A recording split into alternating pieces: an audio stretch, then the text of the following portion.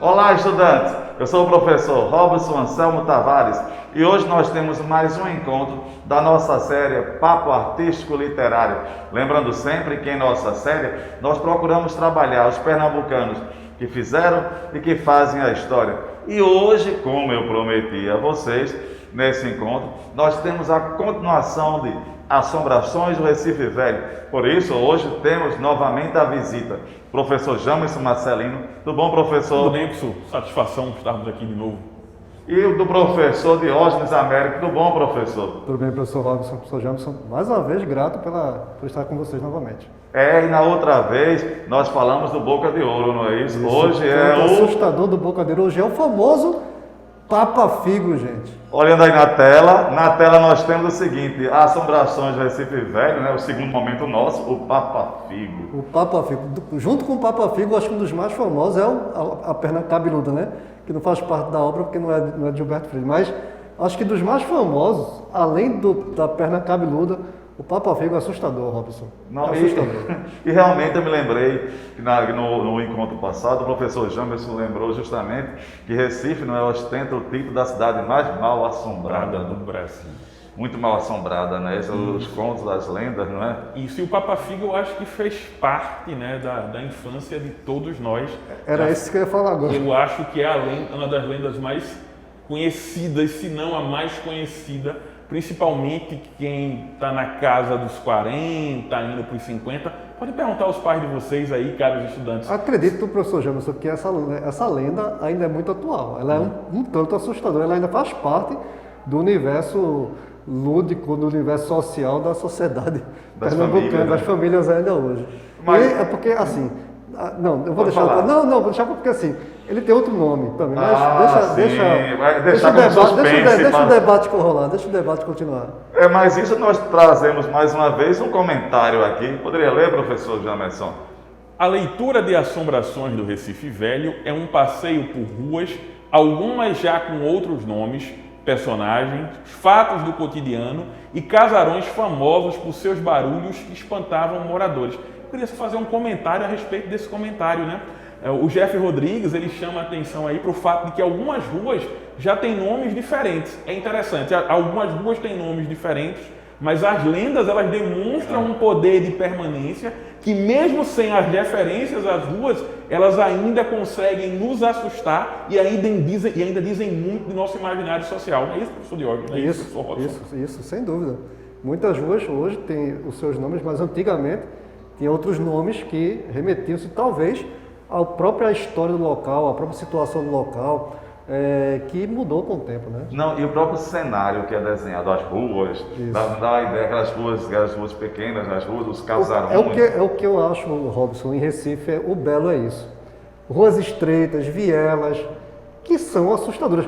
Passar por um grupo, por uma arquitetura, um prédio, em que um beco, você tem sobrado de um lado, sobrado do outro, você passa por uma viela, como na Rua da Matriz ou na Rua Direita, traz toda uma carga histórica, social da época. É muito bonito. E os bairros, né? Você encontra a Boa Viagem com aquela arquitetura mais moderna, para assim dizer. Aí nós temos o bairro São José, Santo Antônio, uma outra arquitetura, as ruas, os casarões, já cria um clima, né, fantasmagórico. Exato, e na própria obra do Gilberto, né, você vai para o Casa Forte, o Poço da Panela, tem muito casarão antigo, muita história e muita assombração. E muito interessante, até o próprio casarão já nos reporta isso, né? E aqui eu trago esse comentário que diz o seguinte: já ouviu falar da Perna Cabeluda, como o senhor falou, professor? A Perna Cabeluda ainda assusta, até para mim que ainda assusta alguns moradores aqui no Recife. São lendas urbanas, né? As lendas urbanas, interessante que toda cidade tem essa questão das lendas urbanas. O que eu acho interessante foi Gilberto Freire catalogar essas histórias orais, transcrevê-las, né, e registrá-las, que fazem parte do imaginário pernambucano. Então, gostaria, só para repetir, já ouviu falar da Perna Cabeluda, do Boca de Ouro, ou da Emparedada da Rua Nova? Emparedada da Rua Nova, eu fiz a pesquisa e provavelmente eu devo ter localizado o provável local onde essa história supostamente aconteceu. Foi uma história de traição. Inclusive, professor, o senhor poderia falar sobre isso mais detalhadamente num próximo encontro. Sim. Realmente. Sim. Muito bem emparedada. De Carneiro Vilela, né? Obra Exato. importante. Exato. Os mitos aqui do Então, Recife. eu vou deixar só no suspense, porque o local existe, supostamente existe. Pode ser, são 2 locais provavelmente. E são 2 locais em que pessoas me contaram que realmente nesses locais ainda acontecem alguns mal-assombros. Não, e eu gostei muito quando o senhor acabou de falar agora, dizer, pessoas me contaram. Aí já vem aqui o registro oral, né? Me Exatamente. contaram. As histórias orais que chegam. Ou seja, ainda tem a sua carga, o seu peso. Ou seja, ela histórico. socialmente ainda é significativa, ela ainda circula entre nós. Não é isso? Exato. Não, interessante, isso também é muito comum no interior, né? Isso. As famílias se encontrarem, sentarem Pra na contar. calçada e ficar contando Para histórias. contar histórias. Mal Eu já ouvi assombradas. muito história mal assombrada, passei noites em claro. Meu amigo. Interessante que muitas têm assim, uma sexta-feira santa, dia de E finados. geralmente essa história só vem na sexta-feira, porque a sexta-feira parece que é o dia que remete-se às assombrações, está tudo solto. É a morte de E se Jesus. for lua cheia, pior ainda, né? A morte do Cristo, né? Toda essa Isso, questão traz. exato, E eu tenho um comentário aqui na tela que eu gostaria que o professor Diógenes lesse, por favor. Conhecida por ser a cidade do Recife, gente, é conhecida por ser a cidade mais assombrada do Brasil. Foi cenário para a pesquisa de Gilberto Freire, autor do clássico Casa Grande Senzala, já discutimos sobre essa rapidamente no último encontro, sobre as lendas fantasmagóricas do lugar. A pesquisa rendeu o livro Assombrações do Recife Velho, que é o nosso objeto de estudo, que foi publicado em 1955. A obra tem no total 27 contos sobrenaturais, ou como Gilberto Freire também apresenta, sobrenormal. Ricardo Ramos, né, foi O autor desse autor texto de desse apresentação, não é isso, professor? Exatamente. Filho do grande Graciliano Ramos. nordestino, alagoano, vale salientar, né? Olha o peso aí do Nordeste. Escritor de Vidas Secas, né? É o peso do Nordeste. E aqui nós trazemos aqui, o professor Jamerson, fala, olha essa imagem aqui, Recife mal assombrado. Isso, a Cruz do Patrão, né? Uma das estações do Mal Assombro de Recife, né? Faz parte aí, né, do circuito, né, de assombrações do Recife. Vale a pena conhecer um pouco, né, a história da Cruz do Patrão. Não é isso, professor Diógenes? Isso, é um local em que até hoje supostamente se ouvem choros, se ouvem gritos, se ouvem açoites, que era um local que diziam que castigavam os negros naquela época. E eu acho interessante também lembrar do Recife mal assombrado, desse assombro, conhecer sua história, né? Recife, lembrar que todos vocês já sabem, uma cidade que patriarcal, foi escravocrata, infelizmente. Além da Cruz do Patrão, professor, nós poderíamos fazer também referência a um outro espaço famoso, o professor Robson conhece bem, inclusive, que é a Praça Chora Menino. Chora Menino. Né? Que é outro local em que dizem que Tem vozes... assombrado. Tem história muito macabra nesse local. E na tela que nós temos, veja aí a questão do livro e o bairro. Olha o cenário como está desenhado aí. Poderia citar um pouco, Bem professor? fantasmagórico, né? Nós temos aí nosso Marco Zero, a imagem do Marco Zero. Temos aí o espaço cultural Caixa Econômica, que era a antiga nossa Bolsa de Valores. E o outro prédio, outro sobrado, que está lá, né? Está lá belíssimo. Tem algumas exposições aí de vez em quando. E o Marco Zero. E à noite, olha, a noite em Recife é belíssima, além de assustadora. Não, isso eu estou dizendo, é à noite e sem ninguém. Pois é. Já traz essa carga, essa conotação, né? Essa imagem do mal-assombrado. E eu gostaria também de ressaltar que, além da presença dos prédios ali, né, que remetem a essa atmosfera assustadora, a gente tem uma foto de uma edição, né, da obra, né, possivelmente uma foto da capa da 6ª edição, né, da obra Assombrações do Recife Velho. Isso. Aí na tela nós temos mais uma vez a foto do rapazinho que estamos Nosso falando. Gilberto Freire, né? Gilberto Freire. Quem foi Gilberto Freire para o nosso aluno conhecer? Rapidamente. Grande sociólogo, antropólogo, historiador, ficcionista, jornalista, poeta, pintor, enfim, um grande nome para As letras, para as né? letras do Brasil e também do mundo. É importante lembrar que a obra dele mais famosa, que Casa é Grande Senzala, a trilogia, né? Casa Grande Senzala, Sobrados e Mucambos e Nordeste. Casa Grande Senzala, a questão histórica dos senhores de engenho, os negros, Sobrados e Mucambos, a transição. Família patriarcal a família açucareira, patriarcal, isso, exatamente, uma boa observação, professor Jamerson. E Nordeste, exatamente o cultivo, se não me falha a memória, da cana-de-açúcar. E lembrar que hoje em especial é uma outra, como é que eu vou, hoje estamos falando aqui de outro lado dele, que é esse lado aqui é quando ele vai registrar essas lendas Exato. do Recife. Isso atraiu, interessou ao nosso sociólogo a história dos mal-assombrados aqui, dos mal-assombros aqui do nosso Recife. E na tela, estou mostrando para os nossos estudantes lerem aqui, alguns prêmios que Gilberto Freire conseguiu, angariou em sua vida. É importante lembrar. Pronto, estamos dedicando essa aula. Não, assim, só para trazer um reforço, como eu falei no encontro passado, Gilberto Freire ele era um cara que queria dedicar-se totalmente às letras. A dedicação, houve outra dedicação artística, mas as letras era o que ele gostava mais de fazer. Foi convidado algumas vezes para ser ministro, para ser, enfim... Ocupar cargos públicos. Né? Exato, alguns ele ocupou, mas não porque ele quis, foi a contragosto. Mas ele gostava muito mais de dedicar-se à literatura. E realmente eu trago isso aqui, gostaria, mostrando as obras de Gilberto Freire, justamente o que eu quero trazer como reflexão é para o nosso estudante, esse gosto de adentrar nas letras. Tanto é que, professor, que pensando, aqui poderíamos ofertar em especial aos estudantes que gostam tanto das letras, das ficções, da ficção, quanto aqueles que gostam da sociologia, não é? Da sociologia, da história, o que mais? Jornalismo, Exato. Tanto aspecto, e do Recife, né? Principalmente, do Recife. Sobretudo. E agora, adentrando na obra, professor, a sua palavra. Bom, Assombrações do Recife Velho é o nosso objeto de estudo, está aí na tela, não é? Publicada pela primeira vez em 1955, é uma obra literária dedicada inteiramente ao tema do sobrenatural no passado da nossa cidade. Trata-se de um livro no qual Gilberto Freire reúne histórias de assombração, é resultado de 20 anos de seu interesse pelos fantasmas que assombram ou assombraram ou assombram ainda, né?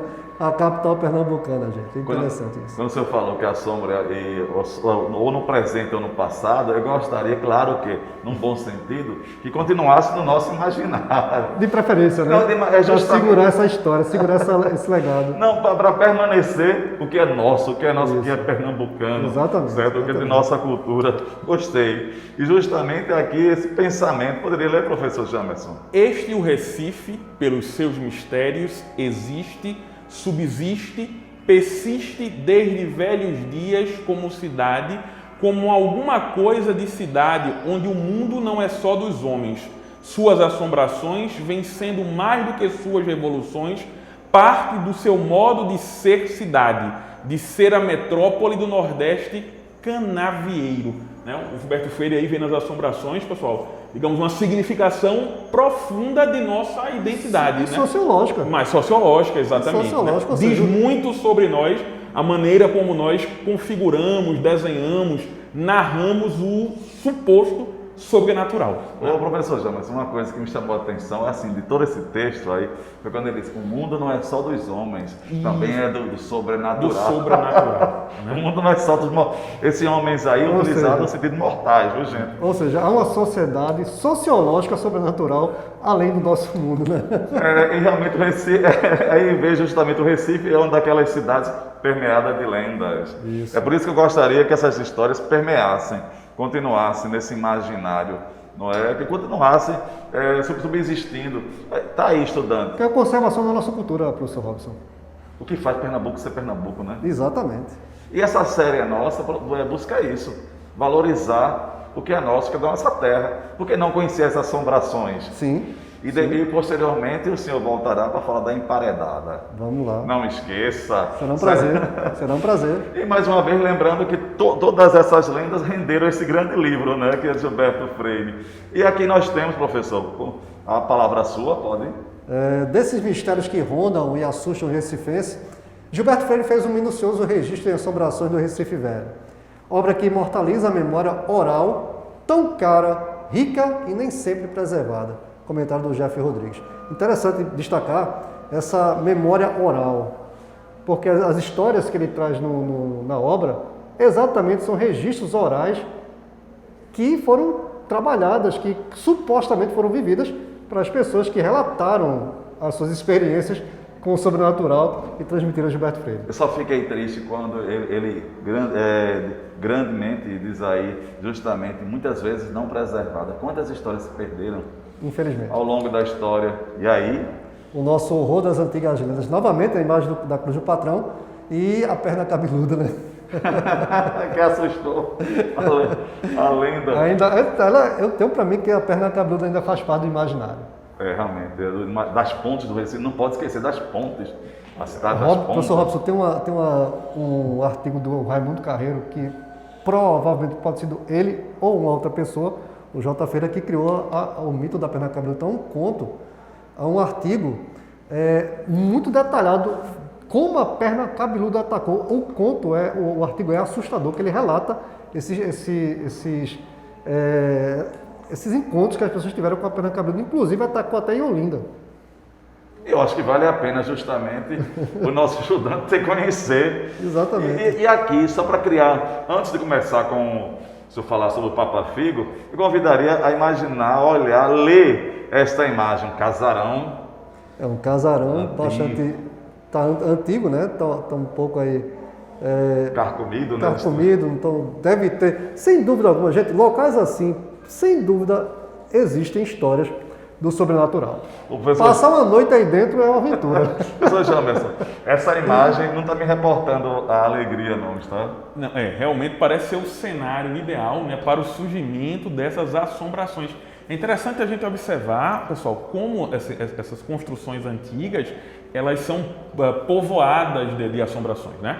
Por exemplo, a gente vê muito isso nos filmes de terror, as casas antigas habitadas por fantasmas de gerações e gerações que por ali passaram.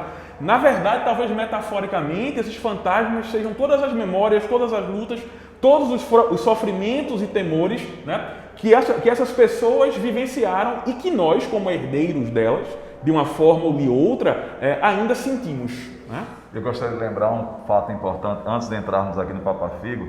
Certa vez, um estudante chegou para mim e disse: professor, o senhor já percebeu que nas histórias de terror parece que o monstro parece que ele está ou a jato ou nós estamos correndo em círculo? Eu digo: por quê? Porque ele sempre nos encontra. Exatamente, o imaginário faz isso, professor Robson. Professor Papa Figo, vamos ver agora na tela. Só volta uma imagem que tem a figura. Essa imagem, ela é icônica, né? Ela é icônica, exato. A palavra perfeita, a palavra é essa mesmo. Ela é icônica, gente. Quem talvez aí na sua infância não já se deparou com alguém que estava exatamente algo parecido com isso, com um saco nas costas, um cabelo desgrenhado, ou uma orelha um tanto avantajada, todo mal arrumado, um cheiro meio esquisito. Alguém provavelmente já deve ter se deparado com isso. Alguém, não sei. Eu posso dizer que já me deparei com algo assim, embora que eu não quis saber o que era. Eu sei que na hora as pernas obedeceram e eu, a partir fora, corri mais do que qualquer coisa. Mas foi assustador, me remeteu exatamente à história do Papa Figo. Até porque também essa lenda, né? Sim. Essa história, ela tem muito de situações do tipo, olha, acho que nós passamos por isso na nossa infância, né? Nossos pais, vizinhos contaram, olha, parou um carro em tal local e lá é uma Kombi, geralmente é uma Kombi, né? É uma Kombi que tem umas pessoas estranhas que estão sequestrando criança e essas crianças depois aparecem com a barriga rasgada e com dinheiro dentro e foi o Papa Figo, enfim. Essas histórias permearam muito a minha infância, professor Robson. Eu vivi realmente um pouco assustado. E quando eu supostamente vi uma figura, cabelo desgrenhado, orelha um pouco avantajada, todo malamado, cara, eu imaginei só no Papa Figo. E aqui vamos conhecer um pouco do Papa Figo. Vamos lá. Pode contar para nós a história, professor? Eu acho que a gente podia pontuar dois aspectos que eu acho bastante marcantes na história do Papa Figo, né? É um aspecto da relação entre a ciência e a crença, né? A história do Papa Figo, conforme relata o Gilberto Freire, tinha a ver com um senhor de uma família patriarcal, né? Um senhor de uma família rica, abastada, que começou a definhar por conta de uma doença, né, que ele não nomeia, mas que possivelmente é a lepra, né? E que, recorrendo aos tratamentos médicos convencionais, não teve sucesso. Resultado, na falta de sucesso desses tratamentos convencionais, ele recorre à sabedoria popular, né? O Roberto Freire diz que até um preto velho, que diz que, né, para que ele seja curado, ele precisa consumir fígado de garotos, né, de meninos, de crianças e tal. E um outro aspecto marcante da questão do Papa Figo, o professor Robson, o professor Diógenes, é como a lenda é educativa, né? Eu acho que todos nós aqui, né, nós fomos assustados pelos pais com a figura do Papa Figo, do tipo, não se afaste muito de casa, do contrário, você poderá ser vítima do Papa Figo. Ou seja, a lenda que mostra, essa história que mostra um pouco, né, da relação, né, conflituosa que nós temos, né, ciência, conhecimento popular, né, quando um falha a gente recorre ao outro, e ao mesmo tempo a lenda tem um caráter instrumental educativo. Eu acho que o professor Robson deve ter sido ameaçado, como menino traquino que era, né, pelo Papa Figo. O papai e mamãe devem ter dito ao professor Robson e ao professor Diógenes, e se afastar muito de casa, o Papa Figo pega. Eu ouvi isso algumas vezes. Eu ouvi muito né? isso, cara. Né? Então é interessante olhar isso aí. O Papa Figo para nós tem esse nome, né? Mas em outros locais pode ser o Velho do Saco. A amiga com quem eu trabalhei numa live, ela disse que lá em São Paulo é o Velho do Saco. E assusta, ainda hoje assusta. Então, em termos gerais, o que seria o Papa Figo, né? Professor James, você quer falar? É interessante que o professor Diógenes falou disso, né? Que uma amiga dele comentou que em São Paulo, professor? São Paulo. Veja a questão da migração de lendas sobre as quais nós já falamos, né? Um imaginário que vai se expandindo, né? E ganhando novas formas. Né? E é interessante também abordar, ou melhor, declarar, melhor dizendo, trazer como exemplo a loira do banheiro. Sim, a loira Ela do também banheiro. falou disso, que lá em São Paulo tem essa lenda que é assustadora. Ela disse que morria de medo e jurou que viu essa loira do banheiro lá no em Aqui São nós Paulo. temos, eu acho que é a loira do cemitério de Santa Amaro, não é isso? Sim, tem lá no cemitério de Santa Amaro que ela aparece de madrugada para poder levar Seduzir os homens incautos. Exato, para levar para sua moradia, que é o cemitério de Santa Amaro. Ou seja, pessoal, nós somos rodeados por lendas, gostamos de nos assustar com elas e gostamos de contá-las, né? Parece que faz parte, assim, é parte essencial da nossa personalidade gostar dessas histórias fantasmagóricas. Elas nos distraem e contam muito de nós. Não é isso? Sem dúvida. E justamente no caso do livro, você vai encontrar a identidade do nosso povo, né? Sim. Essas lendas registradas. Nossa Então, história está lá registrada. em linhas gerais, como é que eu poderia pontuar esse Papa Figo de Gilberto Freire? Né? O que poderia pontuar, né? Bom, vamos ver aqui na tela, né? Que mãe nunca alertou o filho para ter cuidado com o famigerado Papa Figo, que saía pela cidade com um saco preto e roubando crianças? Diz a lenda aqui, ainda nos tempos de engenho, um homem muito rico estava ficando doente, de aparência magra, pálida e amarelada. Ele foi atrás da sabedoria dos escravos, que o indicaram comer fígado de crianças para resolver o seu problema de saúde. Desde então, um dos escravos do homem, o famoso velho do saco preto, vaga pela cidade procurando meninos saudáveis para arrancar o fígado e manter a dieta macabra do Papa Figo. Gente, isso é a lenda, mas conta-se que havia realmente uma família aqui no Recife, se não me engano, o professor James e o professor Robson, era lá no Parque Amorim. Há um casarão em que lá contava-se essa história, em que houve realmente alguém que estava doente, mas não era essa situação. Falou-se Papa Figo, mas na verdade havia pessoas doentes nessa família. E para finalizar, eu gostaria de lembrar que as próprias histórias infantis, muitas vezes na Europa, antes de serem escritas, elas têm até uma conotação meio fantasmagórica, não é isso? Sim. Então, minha gente, professor Diógenes, muito obrigado por essa visita, muito obrigado, professor Jamerson. Professor Robson, estou aqui à satisfação. E ele voltará para falar da emparedada. Será um prazer muito grande conversar também sobre essa história. Muito obrigado, gente. Por hoje é só. Forte abraço. Valeu, gente. Obrigado, até mais.